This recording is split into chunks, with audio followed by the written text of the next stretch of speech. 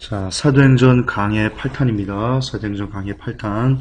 제가 약속드린 대로 이제 계속해서 수요일하고 금요일 날은 아주 특별한 감동으로 다른 설교가 나오지 않는 한 제가 꾸준히 성경을 강해하는 그런 시간을 갖도록 하겠습니다.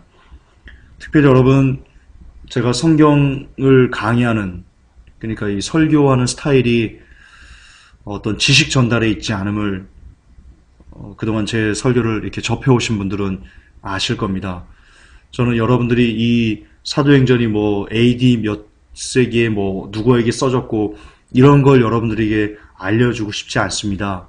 여러분, 성경은 우리를 구원에 이르기 위해서 의로함과 바르게 하기에 유익하다고 그랬거든요. 다시 말해서 이것을 듣는 모든 사람들에게 똑같이 적용되는, 시대와 시절과 시간을 초월해서 모든 사람들에게 적용되어지는 불멸의 말씀입니다. 따라서 모든 성경은 그 시대에 있는 사람들에게만 적용되는 것이 아니고 거듭하지만 후손 2000년을 훅한 우리들에게도 똑같이 적용되어지는 그런 말씀이기 때문에 저는 여러분들에게 어떤 식으로 강해를 하려고 하냐면요, 이 말씀이 우리에게 주신 것처럼 그렇게 받아서 우리가 그럼 어떻게 사는 사람이 되어야 할 것인가에 초점을 맞춘 그런 강해를 할 것입니다. 그래서 조금 뭘까요? 여러분들이 그동안 혹시 어떤 목사님들이 강해 설교를 들어오셨는지 모르겠지만요, 그것과는 조금 다릅니다. 왜냐면 저는 지식 전달을 거의 빼고 그냥 이 말씀이 지금 우리에게 어떻게 하나님께서 적용하기를 원하시고 이 말씀을 통해서 우리가 삶을 어떻게 바꾸시기를 원하시는가에만 모든 초점을 다 집중하고 싶기 때문입니다. 늘 해왔다? 그렇죠. 늘 해왔던 설교지만 그래도 강해 설교라는 것을 이제 본격적으로 하겠다라고 선언했기 때문에 제가 어떤 식으로 설교를 진행해 왔고 그리고 앞으로 진행할 건지에 대해서 또 잠깐 말씀드릴 필요가 있어서 언급했습니다. 그러니까 여러분들 들으실 때 그런 차원에서 이렇게 같이 호흡하시면 더 이해가 빠르지 싶습니다. 사도행전 강해 8탄 시작하겠습니다. 먼저 여러분, 우리가 1장부터 4장까지 강해를 지금 다 했고요. 이제 5장 들어왔습니다. 여러분, 5장 전체적인 내용은요, 한 두 개로 이렇게 나눌 수 있습니다. 첫째, 서두에 아나니와 삽비라 얘기가 나오고, 뒤에는 사도들이 복음을 전하다가 이 바리새인들에게 잡혀서 옥에 갇히고 다시 풀려나서 다시 복음을 전하는 것. 이렇게 5장은 크게 그렇게 나눌 수 있습니다. 그럼 아나니와 삽비라 이야기 아시죠? 혹시 사도행전을 한 번도 읽지 않은 분이 이 설교를 들을 수도 있기 때문에 잠깐만 제가 언급하고 넘어갈게요. 이 아나니와 삽비라는 사람이 땅이 있었습니다. 자기가 가진 그 땅을 팔아서 사도들에게 내어놓고 사도들이 그것을 이 교회를 위해서, 성도들을 위해서 쓰게 하는 것에 이렇게 봉헌하겠다 약속을 해놓고는요, 이 아나니와 삽비라가 땅을 팔아서 그 중에 일부를 감춥니다. 그리고 일부만 내어놓다가 하나님 앞에 그것이 거짓이고 하나님을 속이는 거고 하나님을 기만하는 거고, 그리고 하나님을 나중에 뒤에 보면 그 시험하는 거, 이 시험이 나중에 기도원 시험과 좀 다른 건데요. 제가 설명을 할 건데요. 그래서 어쨌든 그래서 하나님을 기만해서 결국 하나님 앞에 저주를 받고 이 아나니아 삽비라가 죽습니다. 그 내용입니다. 그 내용. 여러분, 사도행전 5장 1절부터 읽어보면 이 아나니아 삽비라 내용은 크게 어렵지 않습니다. 그냥 스토리처럼 이렇게 흘러가는 내용이니까 한번 읽어보시고요. 자, 이 아나니아 삽비라 얘기에서 저는 세 가지를 우리가 좀 발견해야 된다고 보고 있습니다. 뭐냐면요, 여러분, 사도행전 5장에 보면요, 아나니아 삽비라가 그냥 죽은 게 아닙니다. 예를 들어서 이 땅값의 얼마를 감춰가지고 하나님께서 그것이 노여워가지고 아나니아 삽비라를 죽인 게 아닙니다. 성경에 아나니아 삽비라가 죽은 이유가 나옵니다. 무엇이냐? 하나님을 시험했기 때문입니다. 자, 사도행전 5장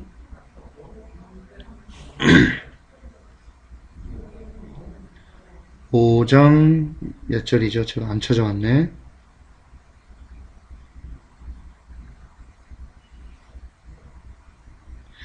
자, 여기 있습니다. 사도행전 5장 9절에 베드로가 가로되 너희가 어찌 함께 꾀하여 주의 영을 시험하려 하느냐?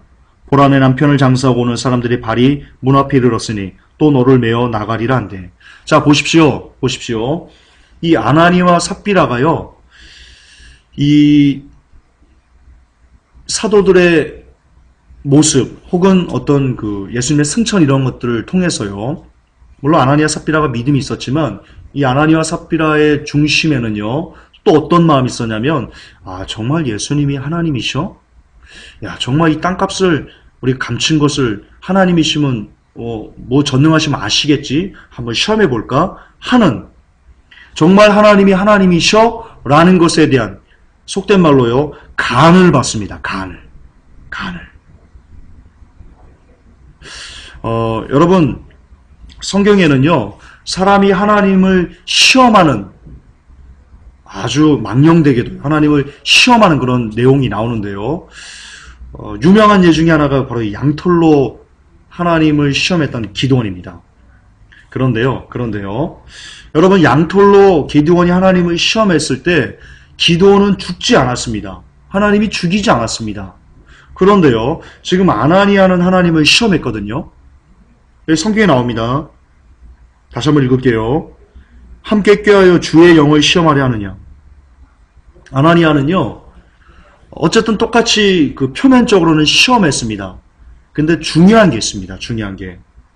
여러분, 기드온이 하나님을 시험한 것은요, 하나님이 하나님 되시는가에 대한 시험이 아니었습니다. 무슨 말이냐? 기드온은 하나님을 하나님 되는 것을 그대로 믿었습니다. 아멘 했습니다. 기도는 무엇을 시험했냐면요, 내가 과연 진짜 하나님에 맞는 사람입니까?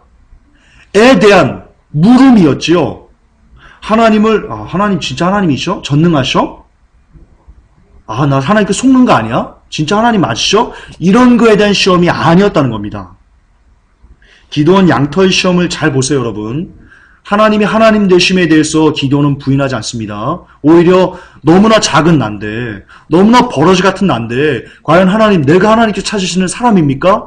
나는 하나님 그런 사람이 아닙니다. 에 대한, 내 자신 스스로 내가 하나님 앞에 합당한 사역자인가에 대한 시험이었지요. 하나님을 하나님이십니까? 라고 하나님을 하나님 대한 그런 의문이 시험이 아니었습니다. 근데 아나니아는 정반대였습니다. 땅값을 얼마를 감추면, 야, 그러면 혹시 하나님이시라면 알까? 모를까? 이런 간을 봤던 겁니다. 다시 말해서 하나님을 하나님 대한 시험, 하나님이 되게 싫어하시는 겁니다. 만군의 하나님 여호와를 그대로 믿지 않고 하나님이 정말 하나님이셔? 정말 능력자셔? 라는 것에 대한 시험은요, 그냥 주고마땅한 겁니다. 하나님 관점에서는. 정말 그것을 하나님을 역겨워하십니다. 무슨 말이냐? 자, 제가 제 설교 스타일에 대해서 여러분들께 말씀드렸습니다.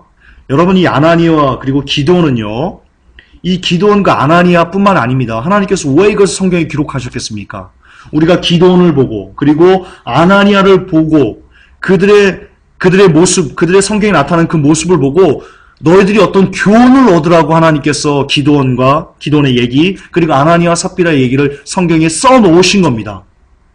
자, 기드온을 통해서 우리가 어떤 교훈을 얻어야 됩니까? 여러분, 주의 사역자가 되는 것에 대해서요, 여러분, 우리는 많이 시험을 해봐야 됩니다. 하나님 앞에 많이 물어야 됩니다. 너무나 많이 물어야 됩니다. 과연 하나님, 내가 주의 사역자, 내가 과연 목회자가 되는 것이 옳아요? 내가 과연 집사가 되는 게 옳아요? 과연 내가 장로가 되는 게 옳아요? 과연 내가 권사가 되는 게 옳아요, 하나님? 과연 내가 성가 되려는 게 옳아요? 과연 내가 찬양단을 하는 게 옳아요? 라는 것에 대한 물음을 우리는요, 하나님 앞에 너무나 많이 해야 되는데, 그동안 한국교회는, 그리고 우리들은 어떻게 했는지 아십니까?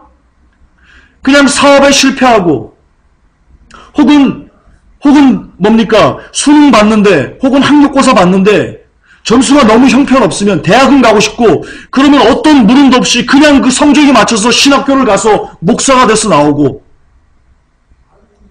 그냥 교회 1년 다니면 집사 직분 주면 그냥 아무런 시험도 없이 내가 지금 집사가 돼야 되는지에 대한 어떤 아무런 것도 없이 성경에 보면 목회자가 돼야 되는 그 자질과 그리고 집사가 가져야 될 그 자질들이 있는데 그런 거는 전혀 상관없이 그냥 때 되니까 아무런 물음도 없이 집사 직분과 장로 직분과 그리고 권사 직분과 그리고 목사 직분을 받아버리는 현대 교인들의 모습과 하나님 정말 내가 하나님 이스라엘을 구원해내는 그런 사역자로 하나님 나를 쓰시는 거 맞아요? 나는 아닌데 나는 너무 부족한데요 라고 하면서 계속 죽음을 무릅쓰고 양털로 이슬로 하나님을 시험했던 그런 기도원의 모습을 우리가 대비해서 보았을 때 우리가 얼마나 하나님을 기만하면서 사는 걸까요?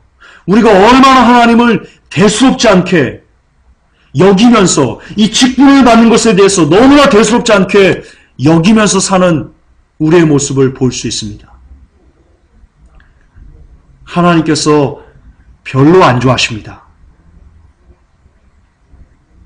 특히 이 시대 양들에게 어떤 하나님의 말씀을 깨달아서 그 하나님의 말씀이 담겨있는 그 뜻들을 전해야 되는 목회자가 되는 것에 대해서는요. 정말로 아주 진지하게 정말 진지하게 피를 악물고 이빨을 악물고 하나님께 그에 대한 확실한 응답을 받아야만 합니다. 그것 없이 그냥 성적이 맞춰서 혹은 할 것 없으니까 혹은 사업에 실패해서 갈 곳 없으니까 이것저것 할 수 없으니까 사방이 다 막혔으니까 에라 신학교에 가게 됐다. 가야지 라고 하면서 목사가 되는 것은 이것은 죄송하지만 천인공노할 짓입니다. 왜? 그렇게 해서 목사가 된 사람들은 수많은 영혼들을, 수많은 양들을 함께 이끌고 지옥으로 갈 확률이 대단히 높기 때문입니다. 아주 높기 때문입니다. 우리는 기도를 배워야 됩니다. 혹 이 설교를 고3 수험생이 듣고 있고 고3 수험생 여러분들 중에 목회자의 소명을 갖고 있는 분이 이 설교를 듣고 계신다면 한 번쯤은 생각해 보셨어. 과연 기도원처럼 하나님 내가 목회자가 맞아요? 내가 목회자의 그릇이 맞아요? 하나님 정말 나를 쓰실 거예요? 라는 거에 대한 그것에 대한 철저한 자기 검증 그것을 가지시기를 예수님의 이름으로 부탁합니다. 그냥 하면 그냥 목사가 되면 큰일 납니다. 또 하나요. 아나니아 보세요. 아나니아가 하나님의 하나님됨을 시험했습니다. 그러다 죽었습니다. 그런데 오늘날 우리의 모습을 보세요. 여러분의 모습을 보세요. 우리는요. 한국교회 성도들은요. 하나님께 감사하셔야 됩니다. 진짜. 왜냐? 정말 아나니아처럼 바로 죽어도 우리는 할 말이 없는 사람들이기 때문입니다. 우리가 얼마나 하나님을 저울질합니까? 예를 들어 볼까요? 11조. 하나님, 내가 11조 이만큼 드릴 테니까 이 배나 흔들어서 준다고 했으니까 한번 줘보세요. 죽습니다. 그게 하나님의 하나님됨에 대한 것을 저울질하고 아나니아 삽비라와 같은 짓을 하는 겁니다. 근데 얼마나 많은 사람들이 돈 넣고 돈 먹기를 하나님 앞에 하고 있습니까? 예, 다 죽어 마땅한 겁니다. 하나님을 시험하려고 하지 마십시오. 특히 하나님의 하나님다움을 시험하려고 하지 마십시오. 당신은 반드시 멸망합니다. 제가 예언합니다. 하나님의 하나님다움을 시험하는 당신은 반드시 멸망할 것입니다. 아나니아와 삽비라처럼. 그게 아나니아 삽비라가 우리에게 주는 교훈입니다. 자, 두 번째요. 지금 우리들은요, 이 상황을 무시한 성경을 적용하는 오류에 빠져 있습니다. 무슨 말이냐? 여러분, 아나니아 삽비라가 무엇을 팔아가지고 바치다가 잠깐 이것을 빼먹었죠. 그러다가 멸망당했죠. 자, 그렇다면 조금 다른 문제일 수 있는데요. 우리 아이들, 학생들, 부모님들이 헌금하라고 돈 주면 많이 그럽니다. 1,000원 주면요, 100원 헌금하고 900원 자기가 써버립니다. 근데 안 죽습니다. 당장 안 죽습니다. 아나니아 삽비라처럼. 이처럼 여러분, 성경 적용에 있어서는요, 물론 그 시대와 상황에 따라서 다르다는 것을 우리가 인정을 해야 됩니다. 이 시대에는요, 하나님께서 아나니아 삽비라를 그 하나님됨을 저울질하는 것에 대해서 이 단호하게 심판하셔야 되는 어떤 상황이 있었던 겁니다. 여러 가지 상황이 있겠죠. 아직 성경이 완성되지 않은 것에 대해서도 있었고요. 하나님의 뜻이 높아가서 어떤 여러 가지 이유가 있을 겁니다. 근데 이것을 모든 상황에다 적용해버리면 참 배가 산으로 가는 겁니다. 이것을 일반화의 오류라고 합니다. 자, 예를 들어 볼까요? 여러분, 여리고성을 이스라엘 민족들이 돌아가지고 그래서 여리고성을 함락했습니다. 여러분, 그건 그 시대의 상황인 겁니다. 하나님께서 하나님됨을 나타내시기 위해서 그 시간 그 상황에서는 그렇게 하는 것이 가장 하나님께서 원하시는 어떤 계획이었기 때문에 그렇게 역사하신 거지, 각 시대와 모순나마다 그냥 이렇게 돌기만 하면 다 뭐가 무너진다 라고 말하는 것은요, 지나친 일반화의 오류를 범하는 겁니다. 시대와 상황을 전혀 무시하고 하나님 뜻을 전혀 무시하고 그냥 내 뜻대로 적용하는 것, 내 뜻대로 성경을 푸는 것에 지나지 않습니다. 따라서 인터콥에 사는 땅밟기 같은 거 아주 상황이 맞지 않는 겁니다. 땅밟기는 없어져야 됩니다.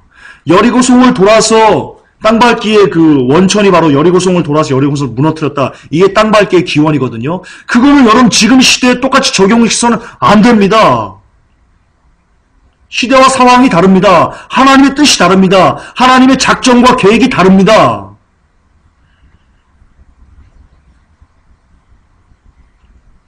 그러므로요, 우리는 아나니아 삽비라를 통해서 두 번째 교훈을 얻어야 되는데 무엇이냐?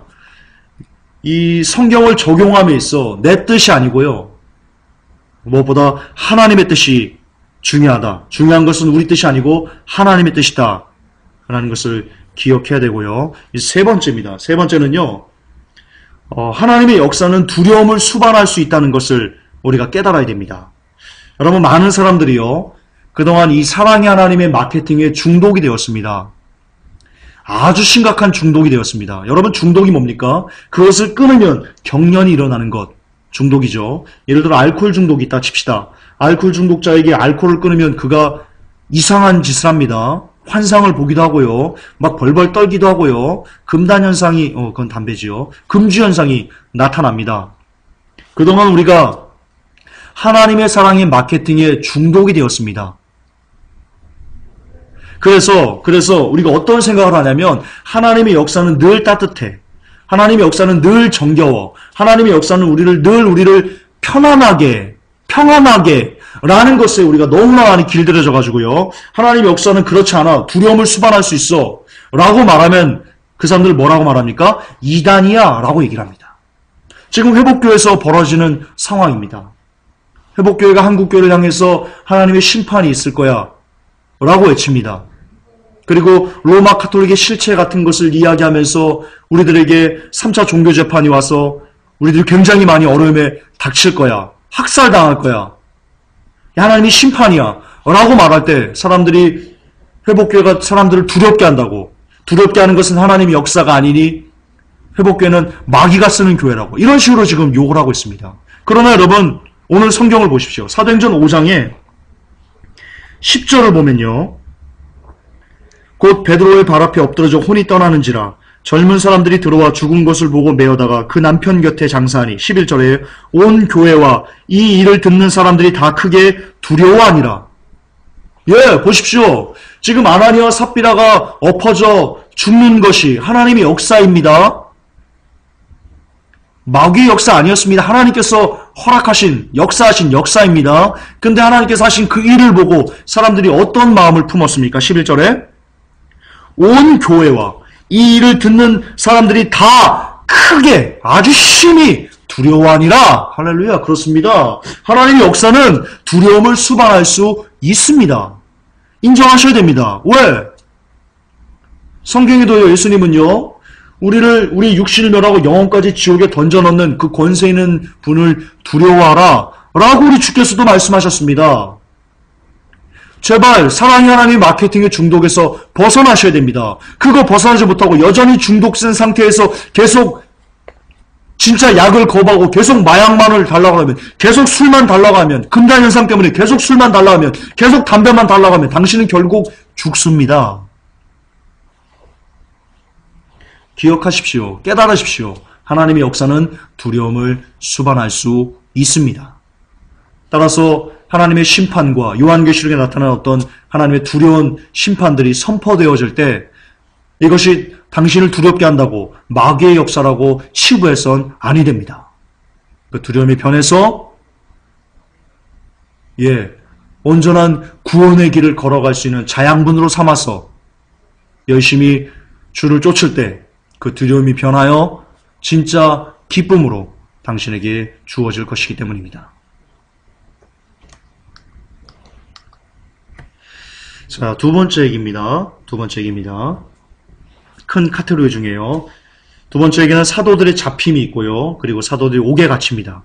그리고 풀려나서 다시 복음을 전하고 그런 내용입니다. 크게. 자, 18절, 19절 보면요.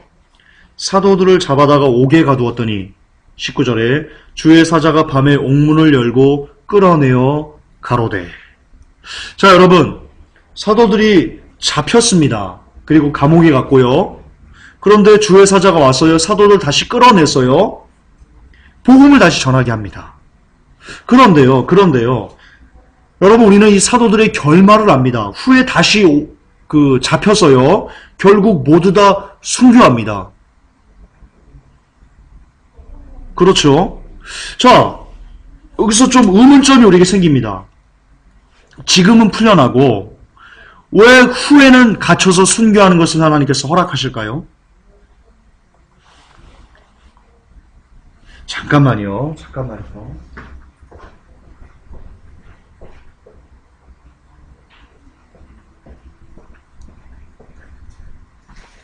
자, 다시 하겠습니다. 여러분, 그렇지 않습니까? 하나님께서 지금 옥에 갇혔는데 풀어주십니다. 근데 나중에는 옥에 갇혀서 순교하거든요. 자, 저는 이걸 통해서 뭘 보냐면요. 우리가 뭘 깨달아야 되냐면요. 여러분, 옥에 갇힌 사람들이 나올 때요. 보면 파수꾼들이 그냥 이렇게 서 있습니다. 그런 상황에서 정말 아주 너무나 신비한 현상이 나타난 겁니다. 성령님의 초자연적인 역사인 겁니다. 자, 그런데 하나님께서는 얼마든지 성령님의 초자연적인 능력으로 이 제자들이 옥에 갇히면 빼주고, 옥에 갇히면 빼주고, 옥에 갇히면 빼주고, 결국 순교하지 않고 빼줄 수 있습니다. 그러나 마지막에는 옥에 갇혀서 순교했다는 말입니다. 즉, 여기서 무엇을 우리가 알 수 있냐면, 거듭반복하지만 성령님의 초자연적인 역사의 중심에는요, 성경의 완성이 있었던 겁니다. 그러니까 이 성경에 나오는 모든 신비들은 다 뭐냐? 결국 이 성경을 완성하기 위한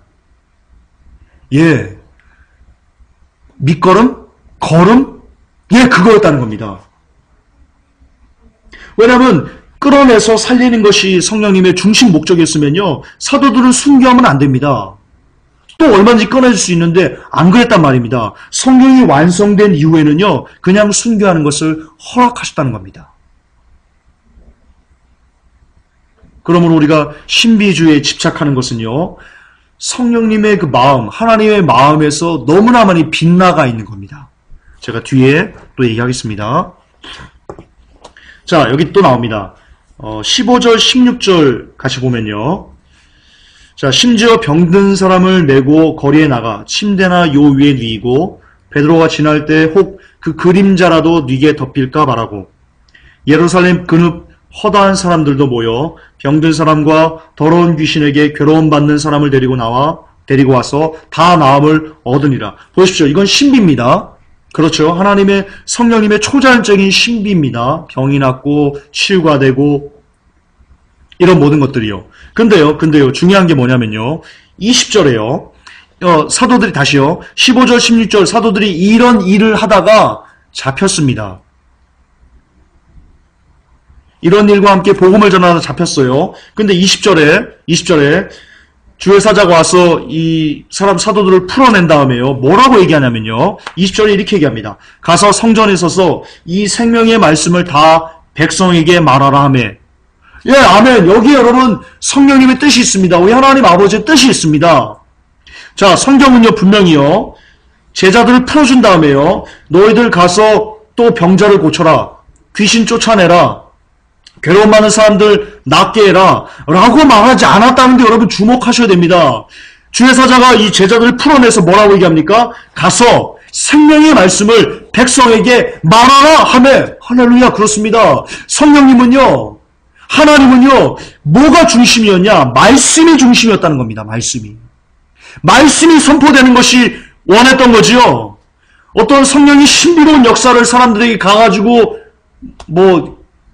드높임 받아라 이런 거 하나님께서 원치 않으셨다는 겁니다. 다시 말해서 신비를 역사했던 그 이유가 왜 신비를 역사했냐? 왜 병을 낫게 했냐? 왜 귀신을 쫓아냈냐? 왜 괴로움 받는 사람들이 나음을 얻도록 하나님께서 역사하셨냐? 이런 초자연적인 신비를 바로 말씀을 말씀들에게 증거하기 위해서 더욱더 말씀이 강력하게 백성들에게 선포되고 백성들이 이것을 받아들일 수 있게 하는 어떤 모티브, 동기가 되게 하기 위해서 신비를 역사하셨다는 겁니다. 예, 거듭 반복하지만 이 성경을 완성하기 위해서 하나님께서 신비를 역사하셨다는 것이 1차적인 신비 역사의 목적이라고 저는 생각합니다. 그러나 오늘날 많은 주의 종들이요. 이 말씀을 벗어나서 너무나 신비로운 것으로 많이 가는 것을 볼 수 있습니다. 안타깝지만 저는 여자 목사님이 성경적 옳은가 그른가에 대해서는 특별히 언급하고 싶지 않습니다. 그러나 제가 그동안 교계 신문 기자를 오랫동안 해오면서 보았을 때 무엇을 보았네, 들었네, 환상을 봤네, 꿈을 꿨네, 예언을 했네 라고 말하는 사람들, 라고 말하는 목사님들의 90%는 다 여자 목사님이라는 것은 부인할 수 없는 사실입니다. 그것을 부인하기는 힘듭니다. 그리고 말씀을 벗어나서, 말씀을 떠나서 무엇을 보았네, 들었네, 뭘 받았네 이러는 분들, 그것을 위주로 성도들을 가르치는 사람들은 절대로 하나님의 뜻에 합당하지 않다는 것은 성경이 증명하고 있는 바입니다. 성경은 분명히 가서 성전에 서서 이 생명의 말씀을 백성에게 전하라고 했지, 가서 귀신 쫓아내고 괴로움 많은 사람들 데리고 나아 먹게 하고 이런 거 하라고 얘기하지 않았다는 것에 주목하셔야 됩니다. 그리고 이는 성도도 마찬가지입니다. 우리 회복교 성도님들도 마찬가지입니다. 우리 회복교 성도님들 중에, 그리고 많은 인터넷 성도님들 중에 여기저기서 신비로운 거, 희한한 거, 이적 이런 것을 쫓아다니면서 그걸 통해서 유튜브를 통해서 보면서 그것에 마음을 쏟고 심취하고 이런 분들이 있는 것을 알고 있습니다. 그러나 착각입니다. 그것에 집중하면서, 그런 신비와 희한한 것에 집중하면서 천국에 들어갈 거라고는 여러분 절대 생각하지 마십시오. 말씀에 집중하셔야 천국 갑니다. 그게 사도행전 5장 20절이 여러분들에게 가르쳐주는 바입니다. 신비에 집중한 사람치고 하나님의 나라에 들어갈 수 있는 사람은 없다라고 제가 단언하고 싶습니다. 단언하고 싶습니다. 보았네, 들었네, 꿈꿨네, 연계를 봤네, 체험했네. 여기에 신앙의 뿌리를 내린 사람은요, 죄송하지만 바람이 불고 비바람이 불었을 때 그 주처가 반석 위에 세워지지 않기 때문에요. 반드시 넘어집니다. 반석은 예수 그리스도예요. 예수 그리스도는 말씀이라고 되어 있기 때문에요. 우리의 모든 신앙의 기초는요, 신비가 아닌 오직 이 말씀에만 뿌리를 내려야 됩니다. 그래야지 어떤 비바람과 어떤 것이 불어닥쳐도요, 말씀에 기초를 내린 사람은 흔들리지 않습니다. 성경입니다. 회복교회 성도 여러분, 우리 오프라인으로서 온라인뿐만 아니고 오프라인 나오는 성도님들 중에도 여전히 신비주의를 탐하고 여전히 희한한 꿈과 환상과 예언에 심취한 성도님이 계신다면 이 시간 진지하게 권면해드립니다. 돌이키십시오. 이제는 유튜브를 끊으십시오. 이제는 환상을 끊으십시오. 예언을 끊으십시오. 신비를 끊으십시오. 그리고 다시 이 생명의 영생의 말씀으로 돌아가서 뿌리를 내리십시오. 그게 천국을 가는 휴거의 길로 가는 지름길이기 때문입니다. 제발 제 얘기를 헛되게 듣지 않으시기를 예수님의 이름으로 부탁합니다. 말씀으로 가십시오. 자, 26절에 보면요. 성전 맡은 자가 관속들과 같이 가서 저희를 잡아왔으나 강제로 못함은 백성들이 돌로 칠까 두려워함이로라. 자, 사도행전 5장 26절에 있는 말씀입니다. 여러분, 뭡니까? 대제사장들, 그러니까 유대인들이 어떤 그 관속들로, 쉽게 말해서 뭐 군사라고 봅시다. 이런 사람들과 가서 제자들을 잡아왔으나 그 제자들을 잡아가지고 강제로 어떻게 못했습니다. 왜냐? 백성들이 돌로 칠까 두려워했기 때문입니다. 무슨 뜻입니까? 사도들이요, 백성들에게 칭송을 받고 인정을 받고 있었다는 뜻입니다. 물론 오늘날 사도가 목회자라고 딱 이렇게 매칭할 수는 없습니다. 그럴 수는 없습니다. 성경에 보면 어떤 사람은 사도예요, 어떤 사람은 이렇게 뭐 교사예요, 이렇게 나누기 때문에 사도와 목사는 엄연히 다른 겁니다. 같지 않습니다, 여러분. 성경 보세요. 성경대로입니다. 성경에서 어떤 사람은 성령을 따라서 뭐 감독, 이렇게 목자, 그건 나중에 급하니까. 어쨌든 사도와 목사는 다릅니다. 같은 게 아닙니다. 그러나, 어쨌든, 유사한 부분이 있으니까, 사역자인 것은 맞습니다. 사역자인 것은 사도도 사역자, 목사도 사역자인 것은 맞습니다. 그렇기 때문에요. 이 당시 어쨌든 사역자들은요, 백성들에게 칭송을 받고 인정을 받고 있었습니다. 자, 그렇다면 오늘날의 기독교 사역자들은, 복음을 맡은 사역자들은 사람들에게 인정을 받습니까? 아니면 오히려 돌을 던지라는 욕을 먹고 있습니까? 안타깝게도 이 초대교회 당시 사역자들은 백성들에게 칭송을 받고 그리고 인정을 받았습니다. 지금의 우리 사역자들과는 너무나 다른 모습을 보이고 있습니다. 거기는 여러 가지 이유가 있을 겁니다. 초대교회 사역자들은요, 은과 금이 없었습니다. 내게 있는 것은, 내게 은과 금은 없으나 내게 있는 것은 내게 주니 곧 나사렛 예수 그리스도 이름으로 걸어라. 예, 이 초대교회 사역자들은요, 금은보화를 갈취하지 않았습니다. 그들에게는 오직 예수 그리스도만 있었습니다. 그런데 지금 사역자들은요, 금은보화를 갈취합니다. 오직 예수만이 아니고 예수 외에 다른 것이 너무나 많이 있습니다. 사람들은 그것을 보고는요, 인정할 수 없습니다. 칭찬할 수 없습니다. 욕할 수밖에 없습니다. 따라서 이 시대 사역자들이 초대교회 사역자들처럼 그렇게 인정을 받고 칭송을 받으려면 그동안 갈취했던 금은보화를 다 토해내서 다시 옷 한 벌,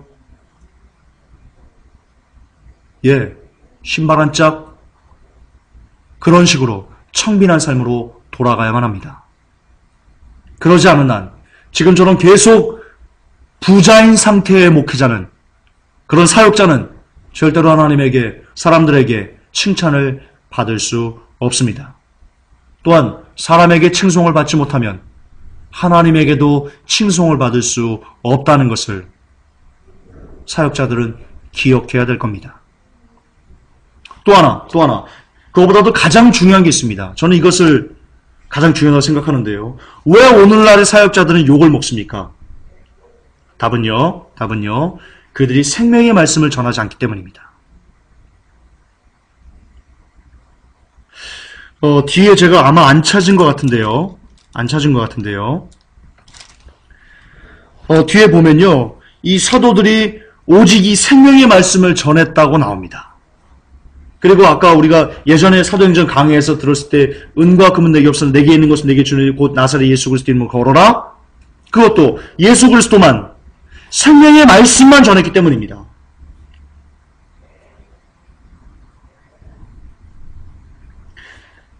그렇습니다. 사도들처럼 오늘날의 사역자들도 생명의 말씀만 전한다면, 다른 거 전하지 않고 자기 생각, 자기 그런 거 전한 오직 말씀만 전한다면 그 말씀 때문에 사역자들은 칭찬을 받을 것입니다.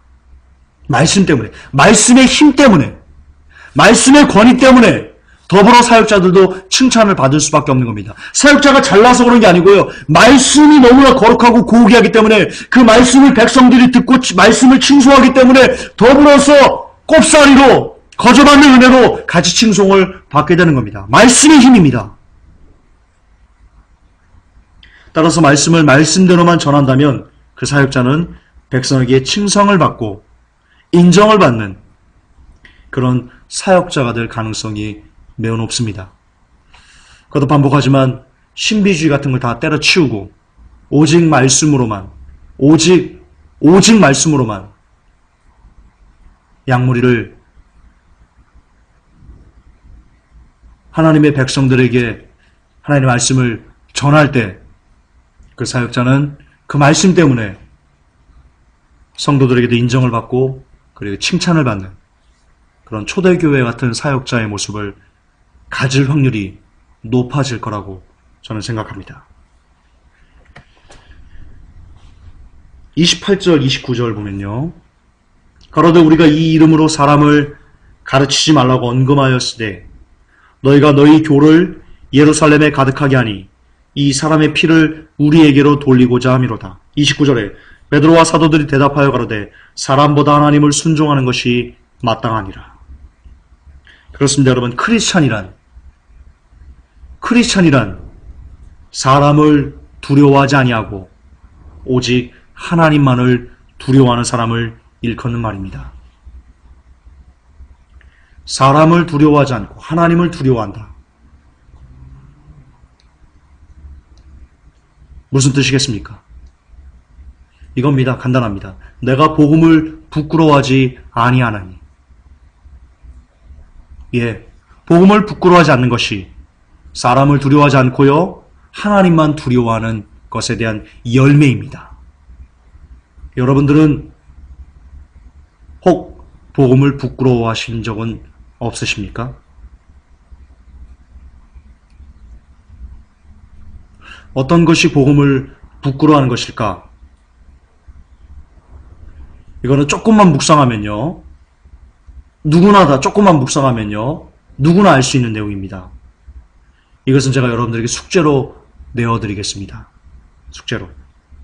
무엇이 복음을 부끄러워하는 것일까? 그리고 나는 그동안 나의 삶에서 복음을 부끄러워했던 적은 없었는가? 여러분들이 곰곰이 생각을 해보시고 양심 있게 물어보시고 나름의 답을 얻으셔서 이제 더 이상 복음에 부끄럽지 않은 삶을 살기 위해서 애를 쓰시는 여러분 되시기를 바랍니다. 마지막입니다. 32절 보십시오. 우리는 이 일의 증인이요 하나님이 자기를 순종하는 사람들에게 주신 성령도 그러하니라 하더라. 자, 여기서 또 한번 칼빈주의가 박살납니다. 다시 강조합니다. 사도행전 5장 32절에서요 칼빈주의가 박살납니다. 칼빈주의는 어떻게 말하고 있냐면요, 그가 하나님을 믿기 싫어도 그에게 하나님께서 강권적으로 성령을 주셔서 그 성령의 능력으로 그가 아무리 하나님을 믿고 싶지 않아도 강권적으로 변화돼서 하나님을 믿는 사람으로 변화된다. 이렇게 이야기하는 것이 칼빈주의의 핵심입니다. 그러나 성경은요, 오늘 이 칼빈주의를 완전히 완벽하게 박살내고 있습니다. 이겁니다. 우리는 이 일의 증인이요, 하나님이 그분을 순종하는 사람들에게 순종하는, 이게 중요합니다. 누가 순종하는 겁니까? 하나님이 하나님을 순종하는 겁니까? 아니죠. 우리가 하나님을 순종하는 거죠. 따라서 순종하는 의 주체는 우리입니다. 납니다. 여러분입니다. 이런 겁니다. 우리는 이 일의 증인이요, 하나님께서 그분을 순종하는 모든 사람들, 그들에게 주신 성령도 그러하니라. 자, 여기서 순종하는을 봅시다. 이 단어가요, 원어로 페이다르케오라고 있습니다. 페이다르케오. 뜻은요, 복종하다, 순종하다라는 뜻인데, 이게 형태가 중요합니다. 능동태입니다. 현재형 능동태입니다. 여러분, 능동태란 무슨 뜻이냐면요, 주어가, 은는이가, 나, 여러분, 예를 들어서 창주형제가 이렇게 은는이가 붙는 게 주어죠. 아시죠? 더 설명 안 할게요. 이 주어가 자신이 직접 행하는 상태를 말하는 것이 바로 능동입니다. 다시요. 자신이 직접, 자신의 의지적으로 직접적으로 행하는 그 상태를 바로 뭐라고 하냐? 능동태라고 합니다. 근데 이 순종하는이 바로 페이다르케오, 능동태, 현재형입니다. 즉 무슨 말이냐? 지금 현재, 과거 아닙니다. 지금 현재 내가 내 의지적으로 순종하는 사람들, 그들에게 하나님이 무엇을 주시는 겁니까? 성령님을 주시는 겁니다.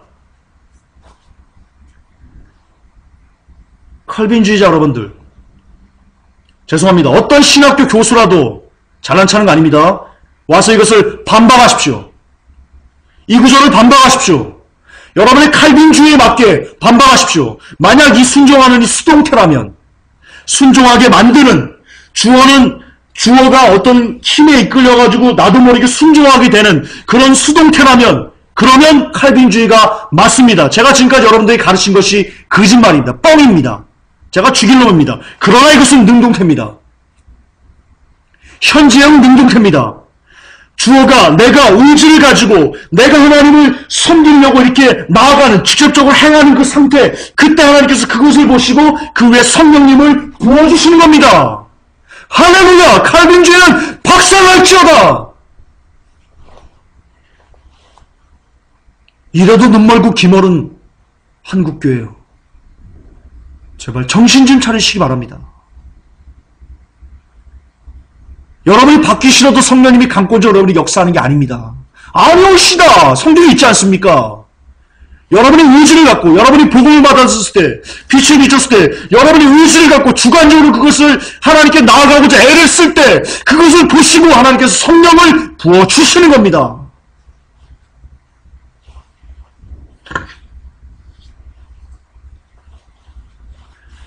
제발 정신들을 차리시고요. 제발 칼빈주의의 망령에서 벗어났어요. 온전한 구원론에서 오직 성경만으로 구원을 찾고 이 성경만으로 하나님의 나라에 갈 방법들을 연구한다면, 그렇다면 칼빈주의는 눈에 안 들어올 줄 믿습니다. 그러나 여러분들이 성경에서 씨름하지 않고 어떤 목사의 설교에서 쉽게 구원을 얻으려고 탐했기 때문에, 탐심을 가졌기 때문에 여러분들이 칼빈주의에 물들고 칼빈주의 구원론에 물들어서 한 번 구원, 영원한 구원, 내가 믿기 싫어도 성령께서 나를 강권적으로 변화시켜요 라는 그런 쓰레기 같은 논리에 여러분들이 미혹당한 겁니다. 이제는 제발 어떤 목회자의 설교를 끊어내고 여러분들 스스로 성령님을 의지해서 의지적으로 여러분들이 이 말씀을 깨닫기 위해서 막 열심히 애를 쓰면, 그 노력이 가상해서 하나님께서 여러분들이 말씀을 깨달아 알 수 있도록 성령님을 부어주실 것입니다.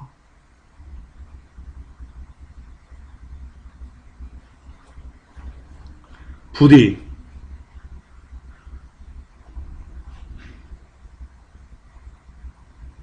이 사도행전 5장 32절의 말씀을 끝으로 여러분 가슴에 새기셔서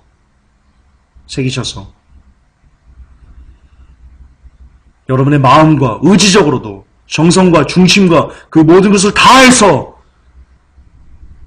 하나님을 알고자, 다시 말해서 이 성경을 알고자 애를 쓰시는 오늘 복된 회복교회 성도 여러분들이 되시기를, 이제 더 이상 어떤 목회자에게 쉽게 무언가를 얻으려고 하지 않는 그런 것을 멈추실 수 있는, 성경을 가지고 혼자 골방으로 가서 하나님과 씨름할 줄 아는 그런 복된 성도 여러분들 되시기를 주 예수 그리스도 이름으로 축복합니다. 하나님, 사도행전 강의 8탄을 마무리하였습니다. 우리가 아나니아 삽비라를 보았고, 그리고 크리스찬이 하나님만 두려워하는 사람이라는 것을 배웠고, 신비주의가 아니요 오직 말씀에 뿌리 내려야지만 우리가 영생으로 갈 수 있다는 것을 배웠고, 끝으로 칼빈주의가, 우리가 그동안 그렇게 옳다고 500년 동안 여겼던 그 칼빈주의가 절대로 성경적이지 않다는 것을 또한 사도행전 5장 32절을 통해서 우리가 확인하였습니다. 하나님, 제발 원컨대 이 마지막 시대 우리의 복된 성도님들 오직 성경적인 구원론, 오직 성경만 갖고 씨름하여서 어떤 사람의 말이 아니요, 어떤 목회자의 말이 아니요, 스스로 성경과 씨름하여서 성경에 감춰져 있는 그 금은보화를 캐낼 줄 아는, 그것을 위해서 애를 쓸 줄 아는, 피를 흘릴 줄 아는 그런 복된 성도들이 되어질 수 있도록 하나님 인도해 주시옵소서. 우리 주 예수님의 이름으로 감사하며 기도 올렸나이다. 아멘.